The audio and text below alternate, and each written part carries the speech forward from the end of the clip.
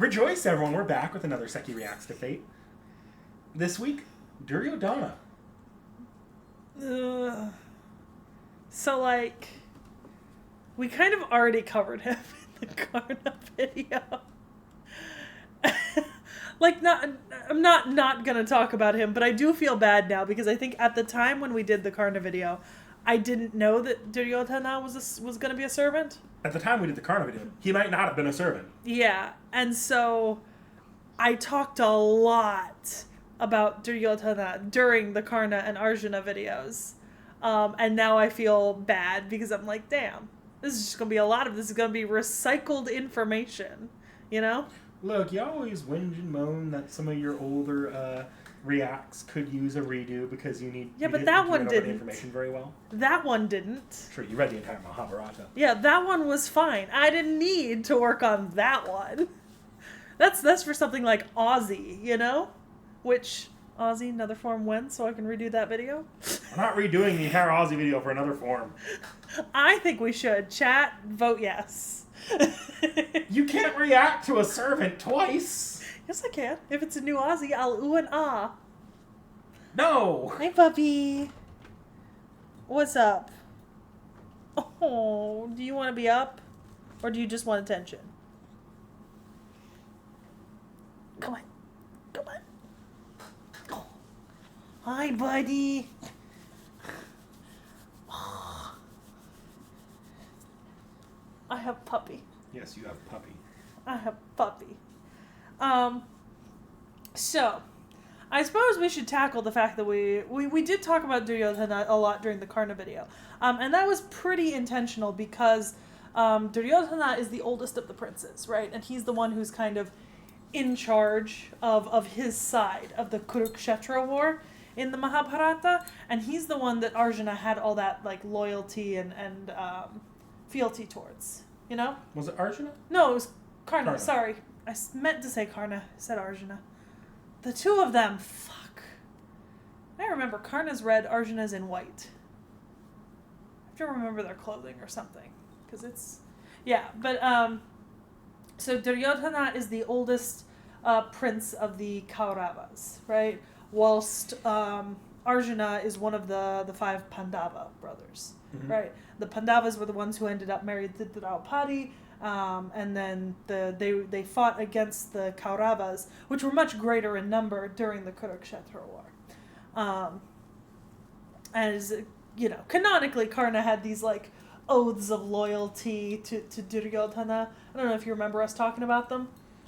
Yes, a little bit. But yeah. Hi, buddy. Okay, friend. I gotta reach. He's a lot more high maintenance than the cats on your lap are. Peachy is extremely high maintenance on my lap. And he's actually really easy because he's just willing to sit there so long as he can lick my hand for now. So, I think the interesting thing, perhaps, is that Duryodhana was born under evil omens, right? So, he was not born, like, blessed by God, no.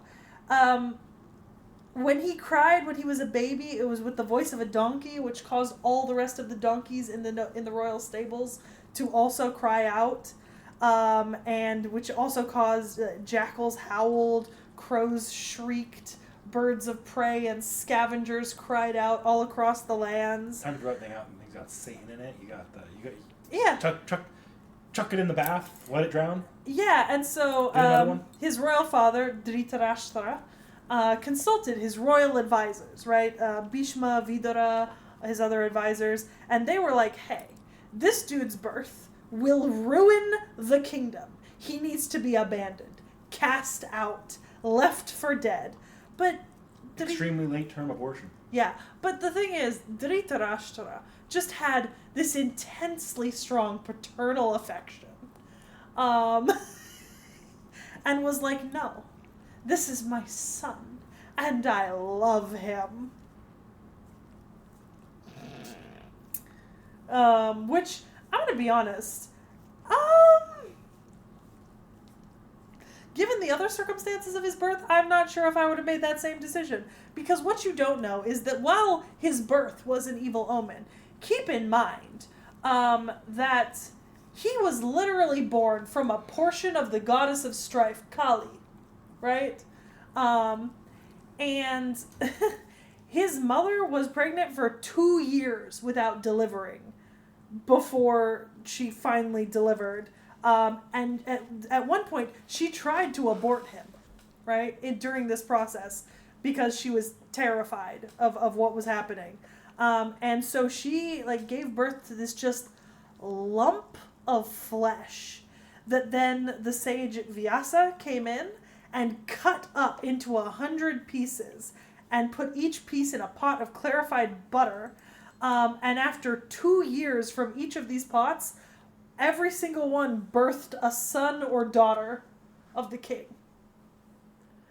with Duryodhana emerging first, which is horrifying.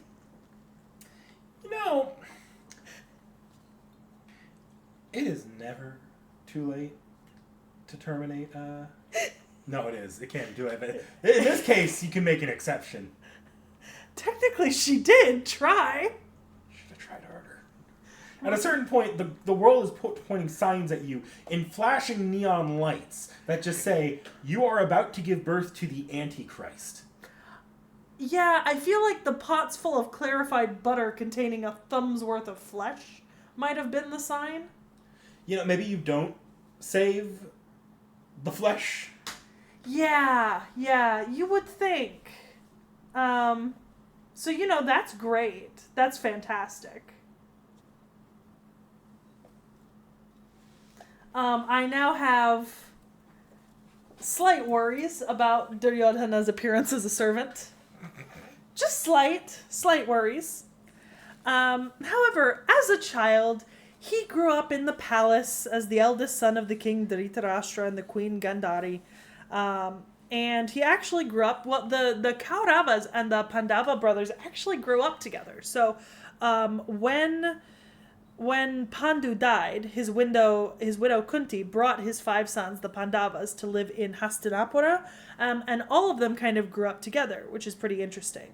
They did quarrel a lot as children, so like canonically they would fight each other in contests of strength and such. Notably, Bhima often bullied the Kaurava brothers because he was so strong, and that was one of the reasons why they resented him so, especially Duryodhana. And as he grew up, he was mentored by his maternal uncle Shakuni. Actually, so on the topic of Bhima, right? Duryodhana actually was so pissed off at being continually beaten up and bullied by Bhima that he contrived this plan where during an outing out on the river, he poisoned Bhima's food with deadly poison and then threw him into the Ganga River in the hopes that he would die. He didn't, but we'll get back to that later. I do think it's a little bit funny that he was like, we're going to kill this dude. Like, this guy that I grew up with, we're going to kill him. I mean, we've all been there. Exactly, yeah.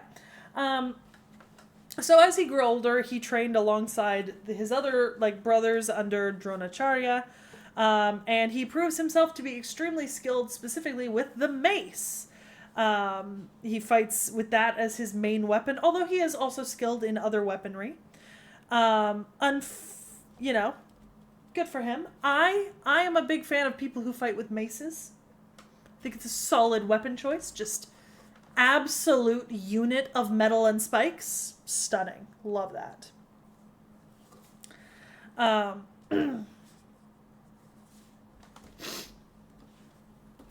At one point, later in their youth, right? Remember how Karna had his kind of parentage questioned multiple times during his youth? Mm-hmm. Duryodhana actually, during an archery contest, proclaimed him king of Anga in order to sort of secure his loyalty and him as an ally and give him sort of this social status behind him, since his birthright was kind of in question. Because if I'm correct in what I'm remembering, Karna was not raised as a royal prince. He was raised alongside them, even though he was also one of the sons of Panda? No. What is it fucking? You're the one that's read the Mahabharata. I know, but there's so many names. At least 100 of them. Yeah. No, I was right. So Karna was one of the sons of Kunti, right? Kunti was Pandu's king. She had brought her children there, the Pandavas, right? So Arjuna shared a mother with the Pandavas, but he didn't grow up with the Pandavas. Remember, he was given to that charioteer's family and grew up with as the charioteer child? Yeah. Now, obviously Duryodhana was not any less angry when he attempted to capture King Drupada of Panchala, but failed because Arjuna beat him. At this point, he was just mad about getting beaten down by the Pandava brothers everywhere that he looked. And honestly, I kind of get it. If you grow up with this bunch of dudes who's like constantly better than you at everything, I'd feel a little inferior too. I'd want to beat the shit out of them as well. Exactly.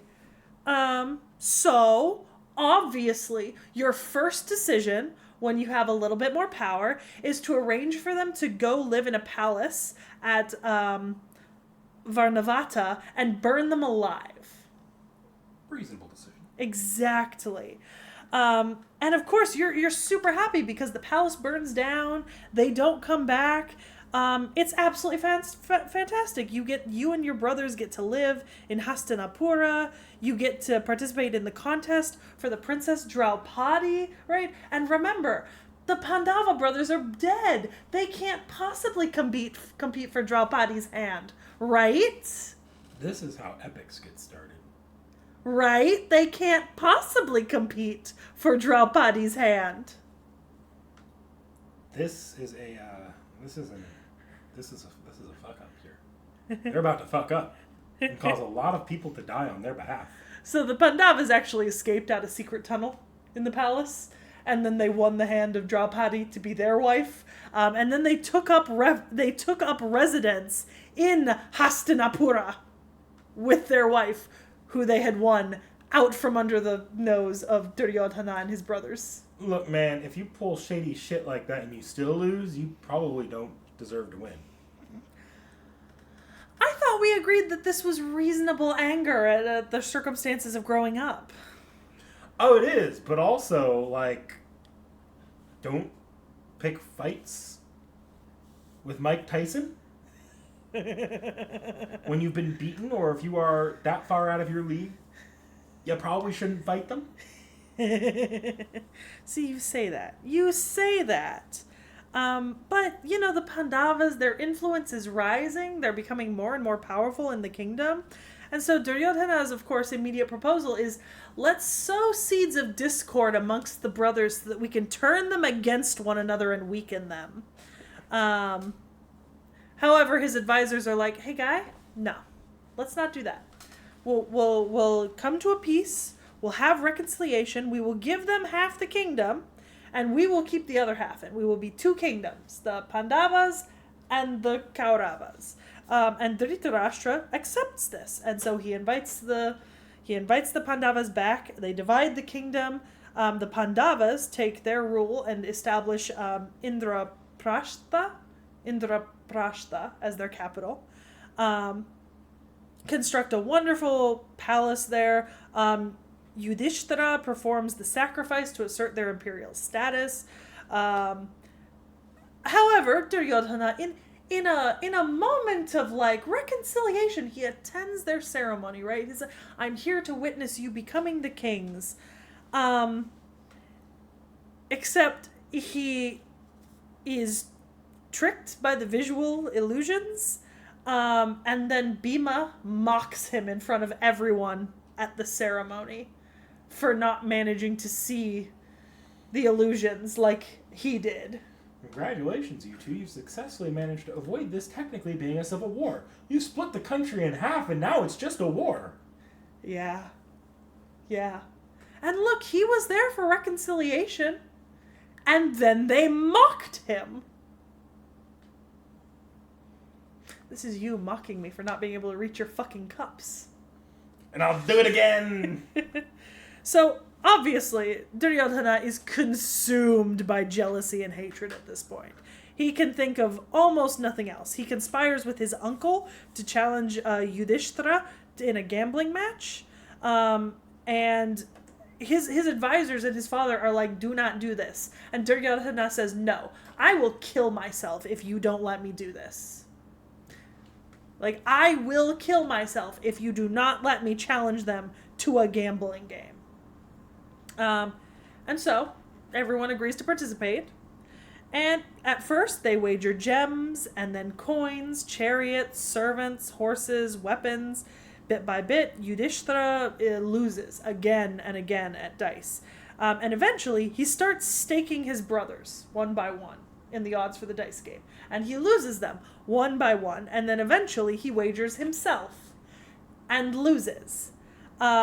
And so he then stakes their wife, Draupadi. Now, remember, Yudhishthira is one of the 5 Pandava brothers, right? One of the wives of Draupadi. So after he's already risked everything, including himself, and lost, he stakes his wife on a gambling game. Yeah, you could do better, bitch. Leave him. Right. And, you know, of course he loses. And so Duryodhana sends a messenger and says, you must come to my court, right? And she goes, no.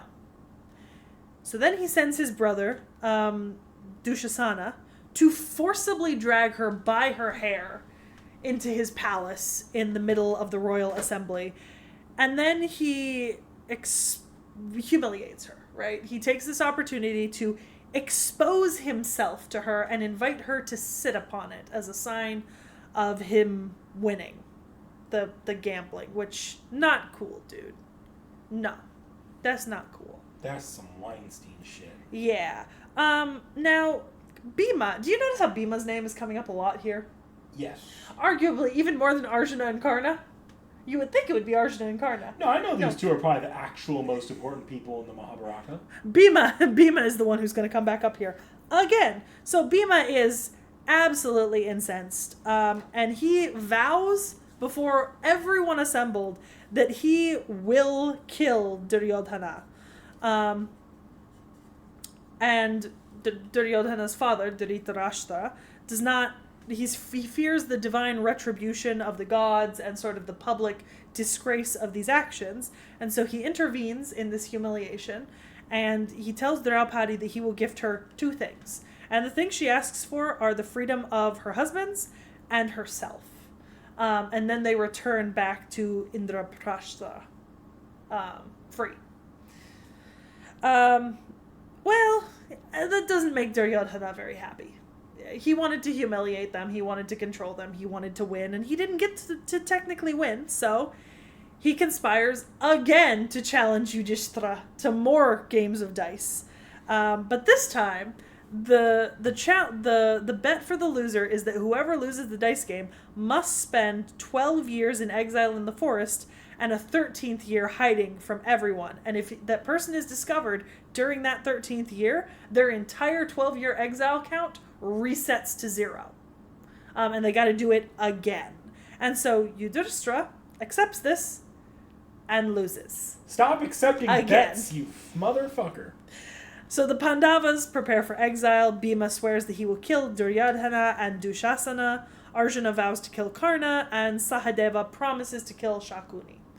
Have you ever considered the problem here might be you just need to not be taking stupid bets against people you hate?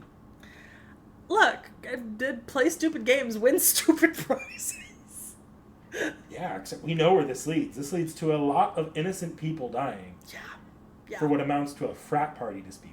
Yeah. So during the Pandavas' 12-year exile, the great sage Maitreya comes to Hastinapura, and he comes to give counsel to Dhritarashtra and Duryodhana.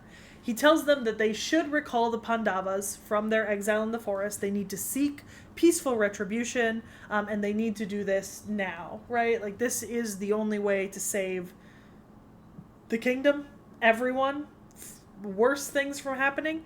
But Duryodhana says, absolutely the fuck not. And he does so incredibly disrespectfully, right? So he's tapping his thigh, he's like moving his foot on the ground. He's not giving respect to this great wise council who came to offer him advice. And so Maitreya curses him. He prophesies that Bhima will break the same thigh that Duryodhana sat there tapping during his audience. Dhritarashtra, of course, realizing that you should not piss off a great sage, pleads for his son's forgiveness, and Maitreya declares that the curse can only be stopped if Duryodhana seeks peace. Otherwise, his prophecy will come true regardless.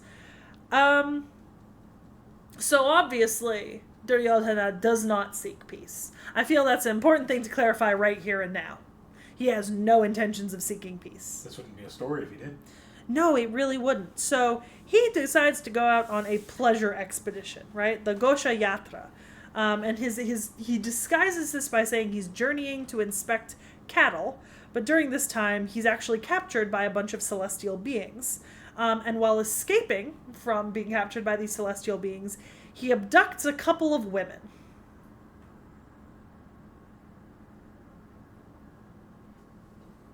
That, of course, gets them recaptured. So, you know, good here on the Pandavas. So even though they're in feud and they're supposed to be exiled to the forest, they do actually intervene to come and save Duryodhana and his group, right?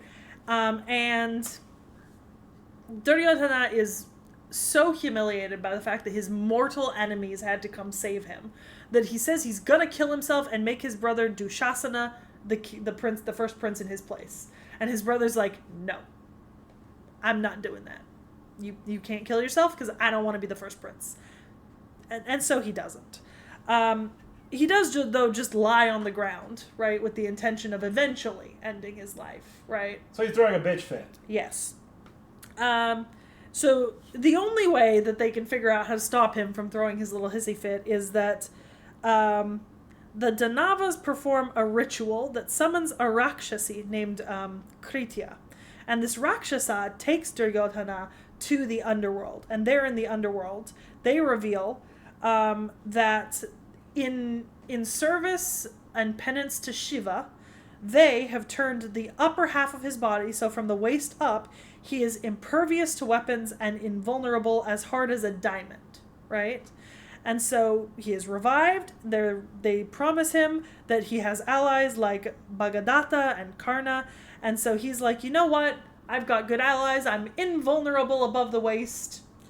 I can recover from this humiliation. I will go on living. Impervious above the waist seems like a bit of a... What about below the waist? I sense that this is going to become important later on. It always does. Yeah, it always does. Look, if you're given an Achilles heel, that's how you're going to die.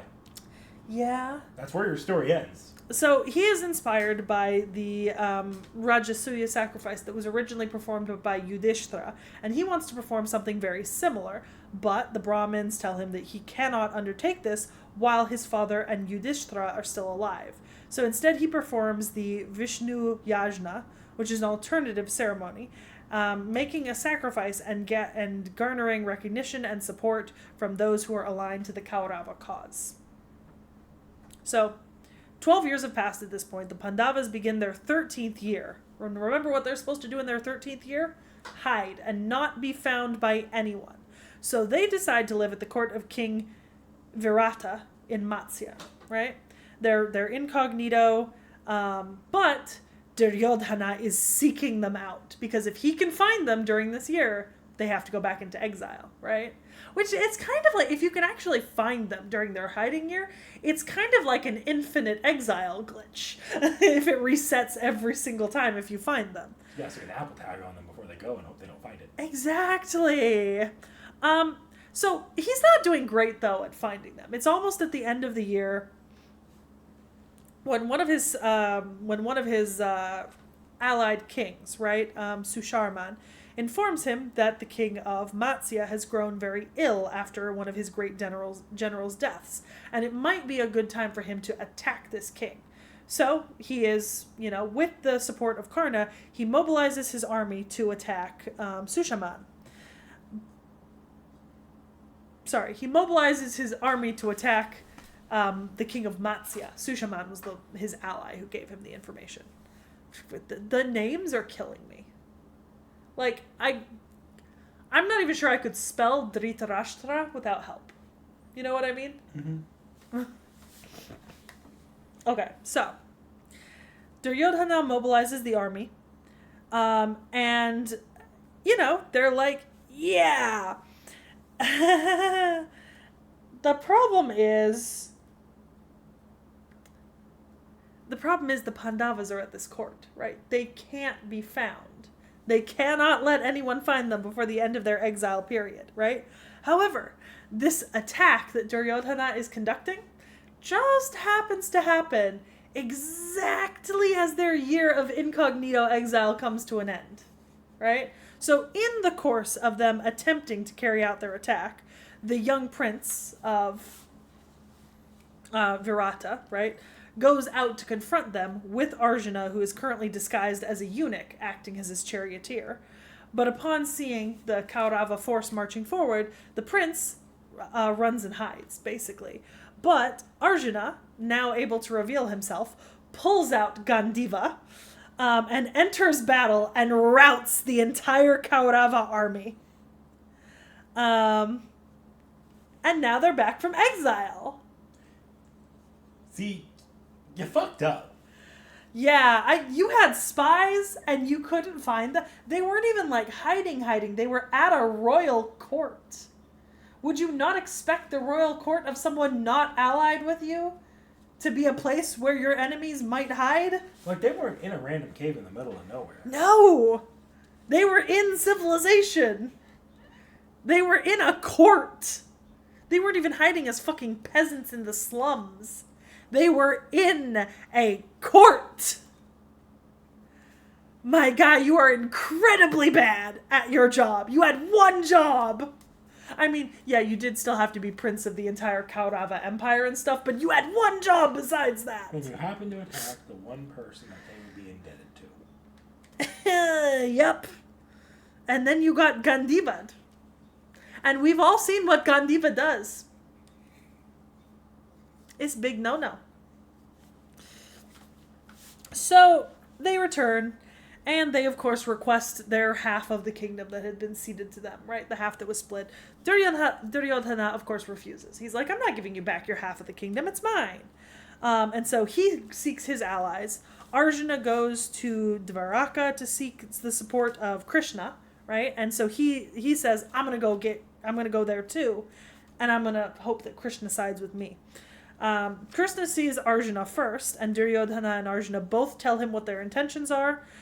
He offers them a choice. One can have his Narayana army, the other can have Krishna himself, unarmed and not participating in battle. Arjuna chooses Krishna, which we, with foresight, know was the correct decision, while Duryodhana chooses the army, the Narayani army.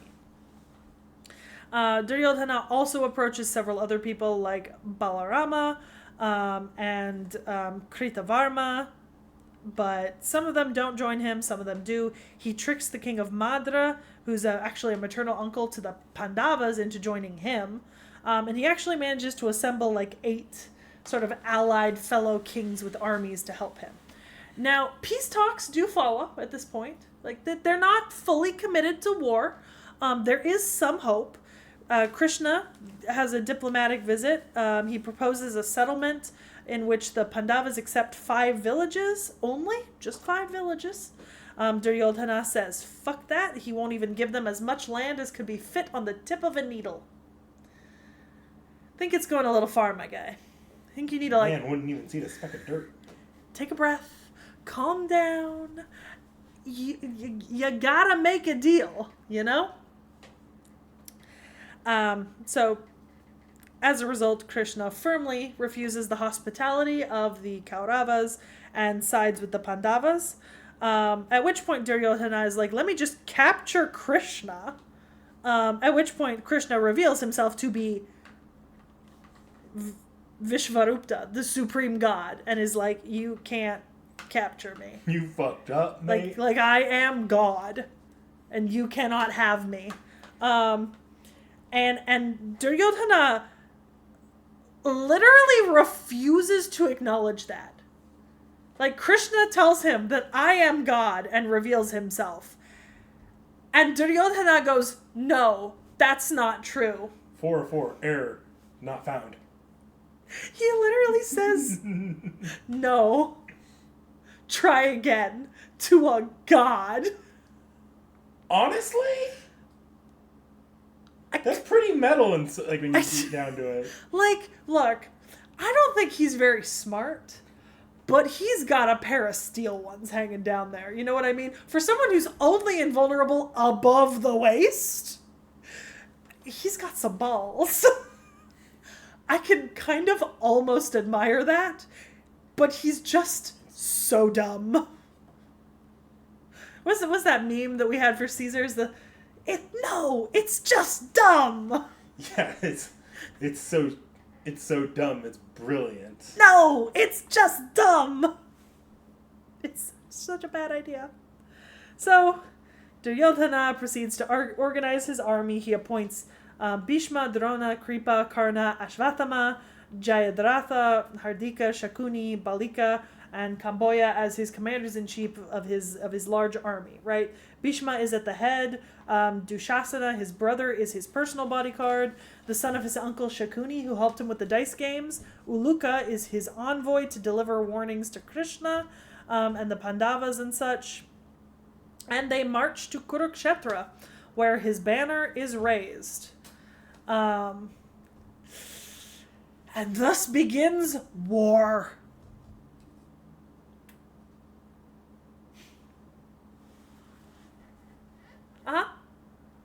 Yeah, isn't it great? Duryodhana is actually he is a very well-renowned warrior. He takes place an active role in the fighting. On the first day, he's hit by arrows that were fired by Bhima, which causes him to faint. But he retaliates with the support of the entire elephant division to incapacitate Bhima. I wish I had an elephant division. He doesn't succeed in this confrontation between him and Bhima. Somebody else. An elephant division in the United States military. Yeah, it doesn't work great. So he's up against Bhima, but then Drishtayadhyamna comes in and sort of helps Bhima push him back. At which point Bhima then goes on to kill 8 of his brothers really quickly. And Duryodhana is like, fuck this shit. How you killed 8 of my brothers? So Duryodhana fights against Gatotkacha, kills 4 of the Rakshasa. Then he kills the son of Kunti Boya, named Visharada. And at one point he does actually manage to overpower Bhima a little bit. So, it gets... The early parts of the Kurukshetra war are really interesting because it is just people hitting each other really hard. And it's kind of like, I hit you really hard and it hurts. And then you hit me really hard and it hurts. And then I hit you really hard and it hurts. And then you hit me real hard and it hurts. Do you know what I mean? Yeah, like if we were to start punching each other out right now, the first few seconds would be very entertaining. Exactly. But nothing would really happen for the first, little bit, Yeah. That's kind of how the first, 10 to 12 days of the Kurukshetra war go. Is they kind of exchange their, opening salves. Some, less important characters die. They beat each other into unconsciousness a few times. Just normal wartime stuff. Just boys being boys. Things start to change around day 12, though, right? So, his commander-in-chief of his armies, Bhishma, falls. And so he appoints Drona, the man that he had trained him when he was a kid, as the new commander-in-chief. However, during Drona's time, and I remember this from when we were doing the Karna and Arjuna videos, Duryodhana at multiple points criticizes Drona because he thinks that he's not doing a good job leading the army. Which, this was your teacher, and also this is the man leading your army. Maybe we don't go on a rage fest screaming at him about how bad he's doing. Because that's maybe not a great idea. However, this does motivate Drona in some way, and he's able to go back out and destroy a huge chunk of the Pandava army, in his rage. He also prays that for the blessing to capture Yudhishthira alive, because he thinks that's going to be great. But, not everything goes to plan, and his son is killed in battle. At which point he just starts inciting his warriors to murder the man who killed his son, and basically all but orders Karna to engage him directly and kill him. He consoles Jayadratha after Jayadratha had fled from battle upon facing Arjuna, which is really funny because he fled from battle. But I guess if you know you're going to lose. Duryodhana at least acknowledges that he can't face Arjuna, so he takes a protected talisman from Drona, but he flees when defeated, suffers some more losses, accuses Drona of failure some more, just punch the head of your army while he's down, why don't you? It's a great way to let off some steam. He's defeated again by Bhima and Yudhishthira. Who's surprised? Yeah, Drona dies on the 15th day. Right, after only being in charge for 3-4 days, and Duryodhana panics. He flees the battlefield and appoints Karna as the new commander in force of the Kaurava armies. Under Karna's leadership, he feels secure enough to resume his position on the offensive lines, and he kills some people. Some people get killed on his side. Typical war things. Yeah. However, on day 17, Ashwathama does try to propose a compromise to try to end the war. However, Duryodhana goes, "Fuck you, no." And then remember, Karna dies on the 17th day, leaving Duryodhana just grieving and shaken. He's lost 3 commanders of his army. His most trusted brother, one of his strongest brothers. See, when Karna dies, that's when peace stops being an option. Yeah, so, no, that is genuinely what happens. So Duryodhana then just refuses the peace offer sent from Kripa. Appoints Shalya as commander-in-chief. The Pandavas then proceed to kill Shalya, his maternal uncle Shakuni, Uluka, right, Shakuni's son, and all of his remaining brothers. And then they together attack him all at once, but he manages to somehow resist and defeat all of them? Which is wild to me, because he's not so far been doing incredibly well, but now he changes. Good for him. Reach down deep, find those hidden depths. It probably helps that his top half is invulnerable. He ends up fleeing the battlefield and conceals himself in a lake. Meanwhile, Ashwathama, Kritavarman, and Kripa manage to locate his hiding place and try to persuade him to return to the field. But he actually doesn't really want to continue fighting in this war. Yudhishthira visits the lake and calls out to him, and even though he initially replies and agrees to a final confrontation, Yudhishthira then offers him one last option to claim victory, which honestly at this point I wouldn't. He's basically defeated. But he says, you choose any one Pandava brother to fight in single combat with any weapon of your choice, and he chooses to face Bhima. What the fuck is wrong with you, man? Well, Bhima has been his constant, opponent throughout this whole story. Well, I get it. Like, there's some real beef there, but also pick the one you can actually win against. Yeah, so he picks Bhima. And they engage in a brutal mace fight. Duryodhana has sort of superior technique, and it looks at first like he's starting to wear Bhima down, but Krishna reminds Bhima of the oath he made after the dice game. And so Bhima targets Duryodhana's thigh, the thigh that he was prophesied to break. He shatters it, bringing Duryodhana to the ground. He protests that Bhima's strikes below the waist violate the rules of mace fighting while he is lying on the ground mortally wounded. But then Bhima takes his foot and puts it down on Duryodhana's face. That's not below the waist. However, remember the man who trained them, Balarama? He sees this as an act of disrespect, and he actually tries to punish Bhima for this act of disrespect. Krishna intervenes, though, and reminds Balarama of Duryodhana's misdeeds. He's like, no, don't stop him. Don't stop him. This man deserves to be disrespected. Yeah, so Duryodhana tries to fire off some pretty mouthy, nasty words at Krishna, but Krishna just answers calmly to the things he says. Duryodhana gives a final speech that confirms his commitment to the Kshatriya ideals: courage, loyalty, refusal to yield in death. And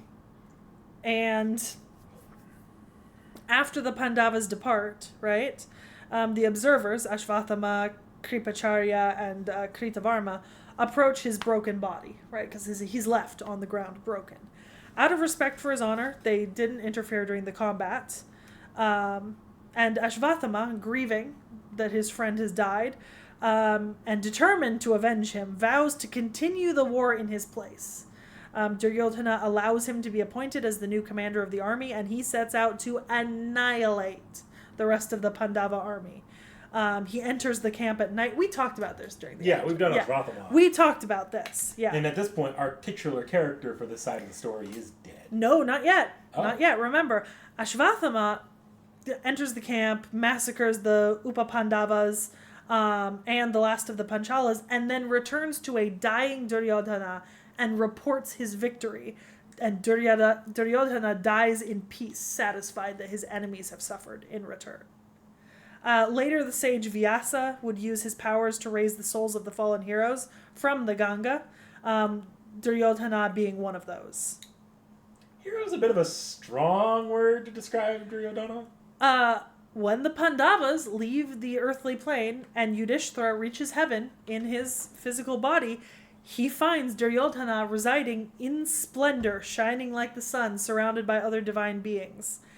And the reasoning for this is that Duryodhana, despite his flaws and the mistakes he made, always did fulfill his religious and warrior duties as a member of the Kshatriya warrior class, and therefore did earn his place in heaven. He did. Man got in on a technicality. I mean, it's the same technicality that would result in you finding like a Knight Templar in heaven after one of the Crusades, you know? So yeah. Your dumbassery led to the death of a lot of people and was completely unnecessary. But congratulations, you make it technically. Yeah. You want to take a crack at his class? Well, he fights primarily with a mace.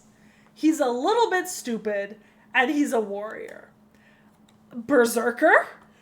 Good guess. Yeah, got it in one. Yeah, well, see, I was going to say saber, but then I remembered he's not that smart, and he doesn't use a sword. Where is your mouse? Oh, there it is. I know. Found it. Oh, yeah, the Kauravas. Yeah. Just in case you wanted that open. I did not need it open, but yeah. Duryodhana! Hey! That was not what I was expecting. Were you expecting a lump of flesh? I promise there's only one servant I've ever seen that's just a lump of flesh. Not even on our list, I don't think. This is like one of those random NPC only things. I'm kind of here for it, though. You know what it's got? And comments are going to cook me for this. This has a Toji vibes. English? That one character from Jujutsu Kaisen wearing the gray sweatpants and the tight black shirt that everyone was thirsting over. Ah, fuckboy. Yeah. Well, but he's the older one. So he's like, fuck daddy. Okay. Comments are going to cook me for that. Oh, that's nice. I like the addition of the breastplate, with the whole invulnerable above the waist. And beautiful. But I will say, once I'm super happy, right? And do you know why I'm happy? Because we have obvious Southeast Asian inspiration, right? Like there is obvious inspiration from the area of the world that this is supposed to be from. I didn't get that with some of the other Indian characters. And I'm like, there's such a rich history of fashion and clothing and clothing for like specific classes and people in this part of the world that it's really nice to actually see even just like nods to it in these characters' clothing, right? Like I also commented that because Arjuna's got it too. Karna doesn't really, but Arjuna has like some elements of like Indian clothing, right? So I'm happy about that. Man looks fantastic though. 10 out of 10. All right, what do you got for me? Wait, hold on. Oh, does he not have his likes and dislikes here? He might not. This is a relatively newer character. That's little disappointing. less popular. Okay. Somebody had mentioned that they wished I was reading the likes and dislikes. And let me tell you guys, I do actually read the likes and dislikes myself. I just don't always mention it out loud, but I do look for them. You've mentioned a couple times when something really catches your eye. Yeah. But I don't see them here. So that's like I'm sure like dislikes, Bhima, the Pandava brothers. Yeah. So Duryodhana is a berserker, as you can obviously tell. He's clever, but extremely full of himself, to a himbo degree, I'd even say. Yeah, I mean, the kind of the vibes you get is like, he's really self-confident, but like also somehow has an incredibly fragile ego. It's to the point where Karna, in an effort to explain his personality in a nutshell to the Master of Chaldea, describes him as being similar to Thomas fucking Edison. Yeah. He is remarkably easy. He's remarkably easily driven to greed and jealousy, and he's just got really, really, really bad main character syndrome, where he thinks the world kind of revolves around him, and it bites him in the ass more often than not. He should be relatively fresh to people watching this video, too, because in theory, Ordeal Call, at the time of recording this, and you could see it, because I don't have the time and date covered on, when we record at Sekhie's. This video is being recorded probably about a week in advance of him actually dropping in the NA server at the Ordeal Call 1. Damn, now I want to roll for him, but I can't.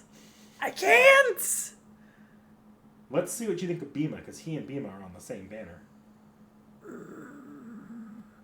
Okay. Relationships? Yes. Okay. I don't care if you're Lakshmi or Alakshmi. One look was all I need to know we make a good pair. Would you want to join for tea? Oi, why are you running away? Oi! Valid. Oh, Karna, my soul friend! Yours truly is so happy you're here. All right, let us once again join our powers to bring those Pandavas to tears. Beautiful. You're here too, Ashvathama? I won this battle. No, I won't nag you about the night raid, actually. Winning is more important than the greater good. It's almost kind of touching and heartwarming how happy he is to see Karna and Ashvathama. It is, yeah. It was one of those things, because, like, him and Karna were, like, super close, and him and Ashvathama were very, very close, you know? Mm-hmm. About Arjuna, huh? Don't like him. That man pulled such a cowardly cheat to kill my Karna. What, he's here, you say? Oi, seriously? Mention it sooner next time. Ugh, yours truly might have gotten a stomachache. We continue this conversation later. I ship it.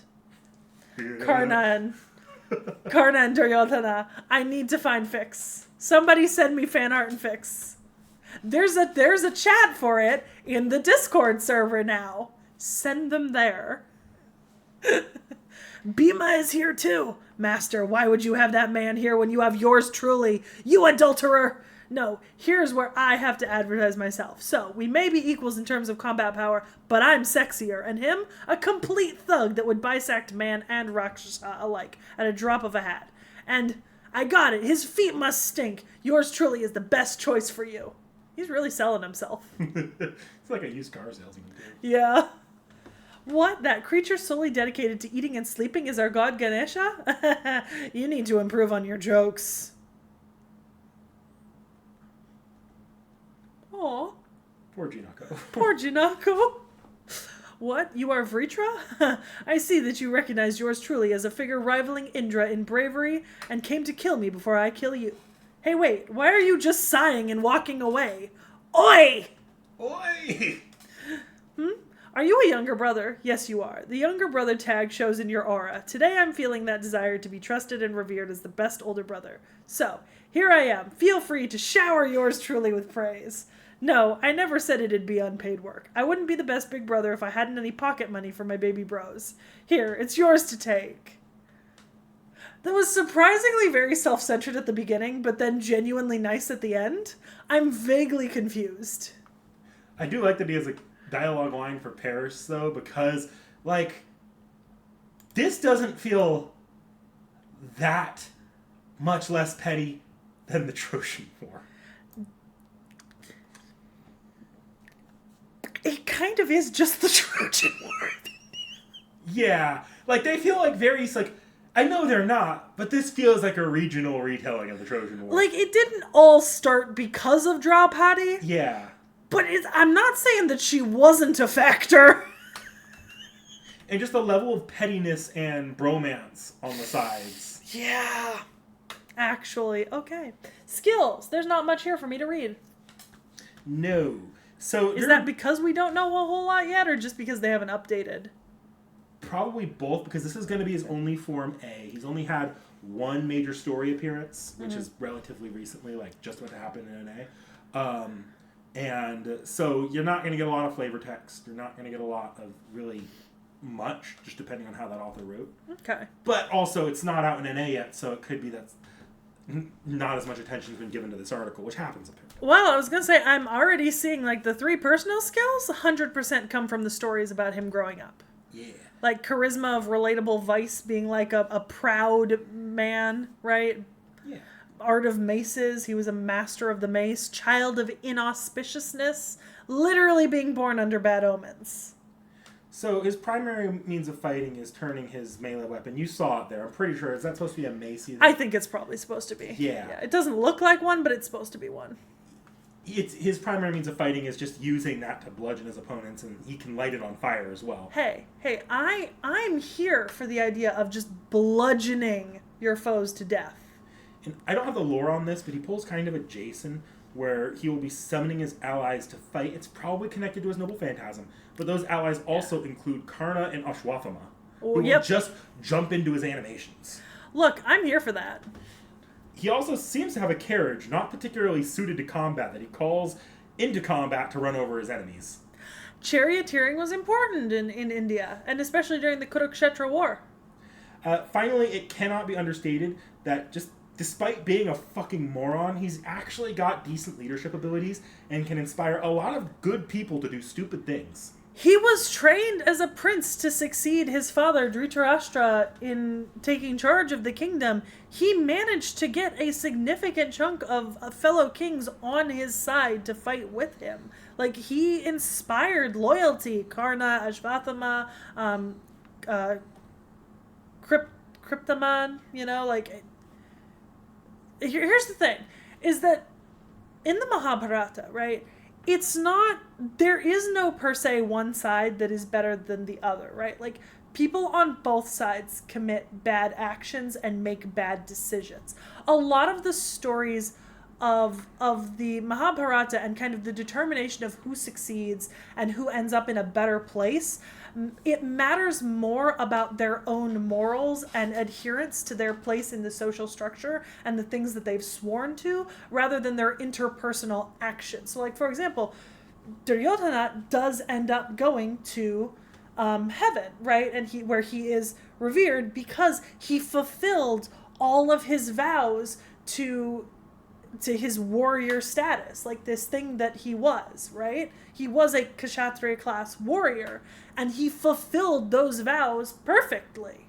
I mean, this is another thing area where it's very similar to the Trojan War, like the Iliad, written from multiple perspectives on the same war, following, like, Arjuna and Karna are both considered heroes of the Mahabharata, even though they are on completely opposite sides. That said, I still call a little bullshit on him going to heaven, because let's be real here. Like, he is one, like, despite being one of our main characters, he is one of the leaders that led to this stupid ass conflict, and he's also the leader in particular that took the hardest stance against negotiations even before Karna's death. Yes, but you maybe don't take into account that Hindu heaven is not the same as Western heaven, right? So Hindu heaven is not a reward for good actions. Hindu heaven, or like the Hindu equivalent of heaven, is a reward for adherence to your place in society and the things that you are sworn to, right? Like, it's not a reward for doing good deeds. It's a reward for doing what you are designed to do and what you are born to do, and holding faith and loyalty with those that follow you and are loyal to you. And he was. It's just a different sort of, like, measure of what's deserving of making it to the afterlife, because it's not exactly the same as like a Western, like Abrahamic religion's heaven. These are dharmic religions, right? These are religions that rely more on the ideas of dharma and karma and doing what is right for you personally, and fulfilling the duties that you are supposed to have taken on, and the duties that you are bound by your birth and position in society to do. See, I'll say this. My anti-Duryodhana rhetoric here is not founded in some religious belief in who deserves to go to heaven and who doesn't. It's founded in a very political, like the political scientist in me that looks at this and is like, no, this leader absolutely led a shit ton of people that didn't deserve to die to their deaths. Well, you better feel the fucking same about Bhima then, when we get to him. If I'm not wrong, was Bhima more... Because if I remember from the story you were telling, Bhima wasn't the leader of the Pandava brothers. He was just the strongest among them. Yeah, but he also but there were 100 Kauravas. There were 5 Pandavas. And Bhima is absolutely wrong for his treatment of Duryodhana, especially earlier in life. Yeah. But I actually put more on the stupid brother that was there gambling away his brother and wife. Yudhishthira? Yeah, that guy I definitely put on the same level as Duryodhana. Like, this is not anti-Duryodhana's faction. This is anti the leaders that led everyone into this stupid-ass war. Which, like, at the top of those chains are Duryodhana and Yudhishthira. Yeah. That's fair. So I see that his noble phantasm is Jai Kaurava. Yes, so Duryodhana summons 100 of the Kauravas in what seems to be a reality marble, not like the Ionioi Hetairoi. Ooh! But he then proceeds to lead them into battle on his not battle-suited carriage like a moron. Fate makes extra note that the vast majority of the Kauravas are no better than he is, being mostly a group of good-for-nothings. Yeah, well, yeah. Just checking so it's Paco again. I've seen most of Paco's characters at this point. I think maybe the he only... also did Thomas Edison. This guy loves to do full of themselves. Okay, so I don't know Ishida Mitsunari. I haven't seen Bhima. And I haven't seen Ayus. Yeah. I don't think I've seen Ayus. I've seen all the rest. Okay. You got... Animations. Shit for me. It's a little loud. I love him already.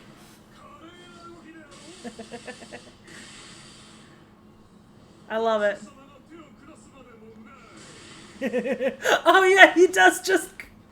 Summon Ashvatthama? Yeah, so you should get Duryodhana just so you can have Ashvatthama if you didn't already get him. You know what I mean? Oh, that's a very fancy carriage. Yeah, like I said, not particularly suited to battle. He's a prince. It doesn't need to be. Beautiful. See, this is how you get knockoff Karna and Ashvatthama. It's like Jason is knockoff Herc. Yeah, 3 servants for the price of 1.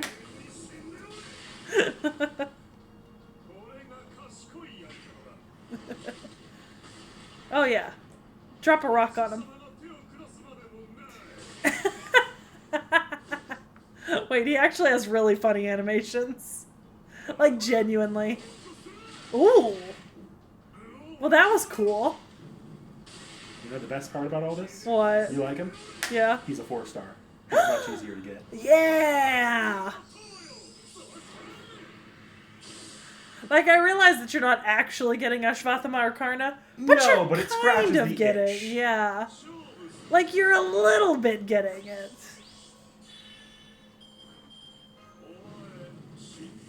Is he a Buster Berserker or an Arts or a Quick? I've actually not used him much on JP, and so I wouldn't know. NA, I haven't played the chapter, so... Well, he's got an Arts up skill, so I would think it's maybe an Arts. NP. Yeah. You'll find out in a minute. I have accumulated a surprising amount of Arts servants that are relatively good. Unfortunately, your only support's a Buster support. Yeah. I need to get an Arts support. Castoria, Protomero, and Talamo. I could go for Tamamo. It's the one of the three I'm most likely to go for. I could go for a Tamamo. Look, so long as you have one, you can make a good team out of it, because you can just borrow a Castoria and suddenly the team's cracked. Oh, this is beautiful. Also Zufu. You do have Zufu. I do have Zufu. Who is Pocket Castoria. Yep. I kind of love it. Look, no notes. I kind of love him already. Oh yeah, I forgot about this. So many times. Y'all don't understand. He texted me about it yesterday, right? And we were like, okay, we'll just do it tonight because I haven't edited the video yet, right? And he got here. And I had this page pulled up, and I pulled it up, and he goes, what? Oh, yeah, that thing, right? And he sits down to open up all the pages, right? I watch some TikTok videos, and I get into this sheet, and I'm in my Our Next Reacts that we're filming, and this comes up, and he's like, oh, yeah, I forgot about that. Y'all, I am doing the Lord's work here, keeping him on track with this particular edition. Look, you need to understand, I'm not through Ordeal Call 1 yet. I kind of spoiled myself on what I'm going to be showing off today when I looked up the command seal that I posted in the hint for the not a hint in the community post. Well, I'm going to be real, it just sounds like a you problem. So like I stumbled into the fact that I fucked up, and I texted Sekhie frantically, Jesus Christ, I missed something, and chat's gonna have my head for this. And so I was gracious enough to keep reminding you over the course of a 24-hour period that we were doing it. Anyways, Dushala. So Dushala is the only sister of the Kauravas, younger than all of them, I think. And she is the wife of Jayadratha. Now, if you remember in the stories, Jayadratha is the one who tried to dishonor Draupadi, right? And when that happened in retaliation, they were going to kill Jayadratha, but they begged so that she would not be made a widow. But yeah, eventually when the Pandavas came to the land where she ruled, well, where her son ruled, her son killed himself, rather than face Arjuna.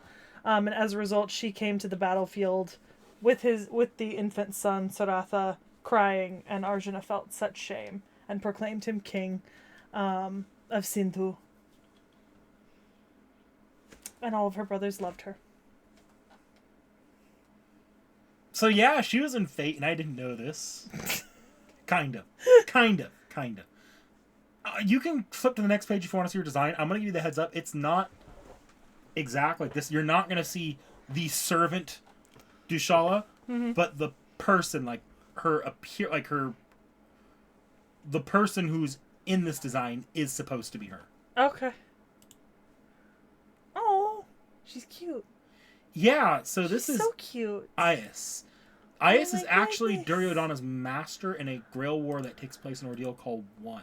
Wait, but she's so cute. the fun little wrinkle about Ordeal Call 1 is all of the masters are actually AI overlaid with the appearance and personality of various people throughout history. So you have some good like Fate fan service, like Sakura is there, Zoken Mato is there, and you have some like FGO characters going on there. She, though, is unique in that she is the only historical representation. That somehow, some way, it pulled Dushala. This is actually the cutest thing ever. So her personality and appearance makes up the AI Ias. This is actually so cute. She looks so cute. I love this. I wouldn't mind seeing her come back as like a low rarity servant, maybe given some alternate costumes, and like this one is one of her ascensions. Yeah. This looks really good, even so. I like it. I like it a lot. I also like the nods to the way that she looks like Duryodhana. Obviously, because they're siblings. Like, that's a plot twist, by the way. Like, I didn't know this. And I still haven't gotten to the point where this is revealed in the story. But, like, the moment I stumbled upon this, it's, like, I can see it. Yeah, because they look similar. Yeah. They even have similar color palettes. I mean... Now, it is funny, because she doesn't actually have any memory of the Kshetra War. Is that what it's called? Kurukshetra. Yeah. She doesn't have any memory of that war, because it's not technically her. But there's a part where she sees Bhima and Duryodhana interacting, and Duryodhana is obviously pissed off Bhima is even there. And she's like, what did they ever do to you? And so Duryodhana decides to tell the story so that Chaldea doesn't tell the story and bias things against him. And when he tells the story, she's still like, wow, I feel bad for the other guys. I do think I assume that it's intentional that the type series that she is Rani, which means queen. Because she's the queen of Sindhu. Rani? No, actually it's completely not intentional. Rani is the AI type, but that's not... I bet you that they specifically made that acronym so that it would read as Rani. There's no way that there's a coincidence that... Rani is not originally an acronym. That's one of those pieces of Fate fan service that we will get into not next time, because this is being recorded a few videos in advance. We'll get into that eventually.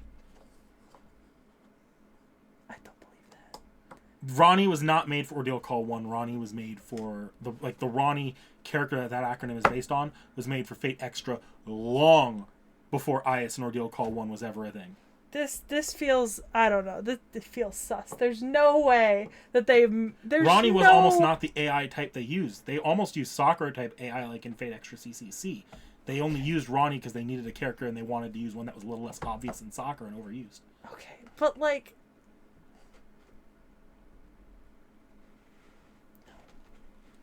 Conspiracy theory brain. I'm sorry, Sekhie. No. This time, you're actually wrong. No!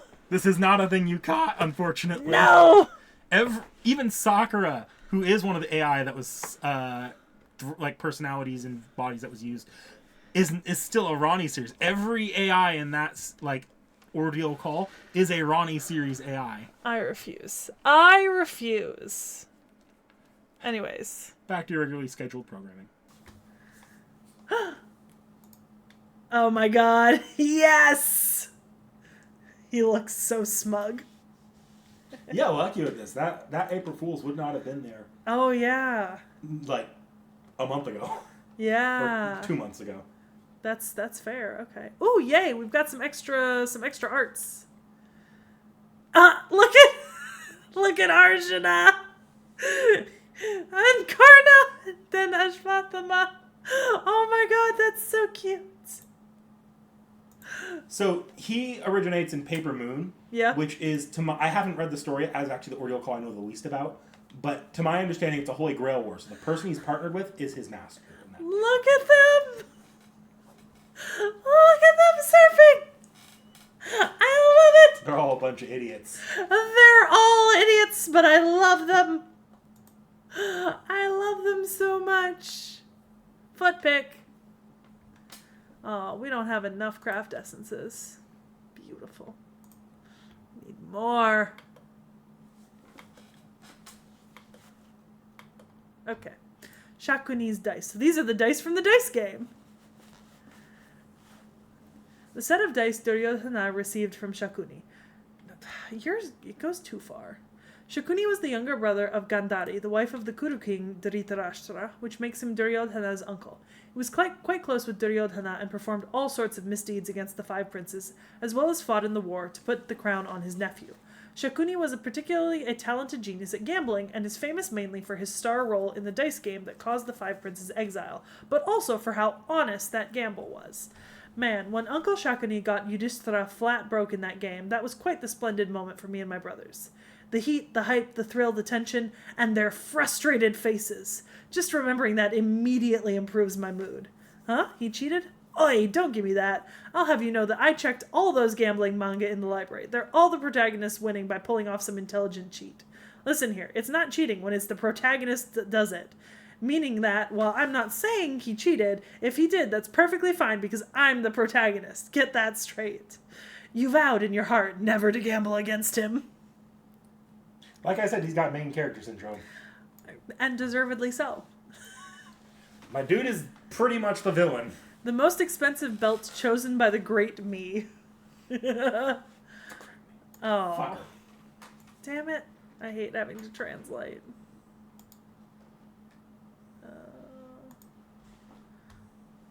If I do it that way, it should pop. There we go.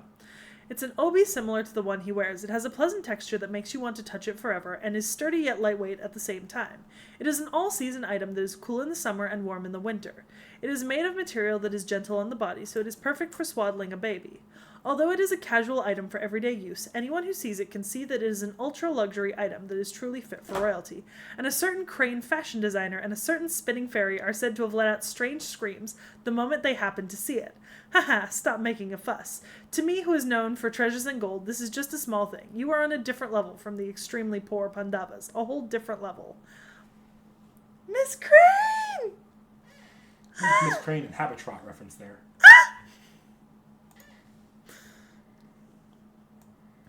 I don't think I know the other person in this. I think that's Karna. Is it? No. No, you know everyone in there. I think the Lan Ling and Ashvatham are in the background, but that's Karna. Oh, he just looks so different. Yeah, no, because I've seen Karna at the cost with his summer outfit where he has his hair down, so it looks a little more similar to that. Pretty sure this is Lan Ling. I think Karna's back there with Ashvathama. Oh, you're right. You're right. That's why I didn't recognize him, because that does not look like Wang Lan Ling. Yeah, it doesn't look like Lan Ling. You're right. Yeah. Oh, wait, we saw this back when we did one of those two. I think I made the guess that this was like their teacher or something. So we're actually not that far off that he was part of that legend. It is voiced. I'm gonna...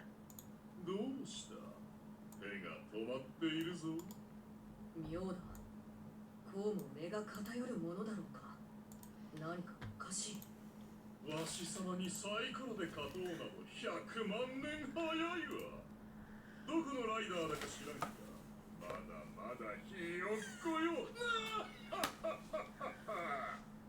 少し静かにしてくれないかそれから私はライダーではなくセイバーだ Is Lan Ling a saber? Yeah. Okay, then yeah. He has a rider variant. Okay. But it was, remember there's the variant that's more based off of the legends of him? Okay. What's wrong? Your hands have stopped moving. That's strange. Can my eyes really be this biased? Is something wrong? You're a million years too early to try to beat me at dice. I don't know what rider you are, but you're still a novice.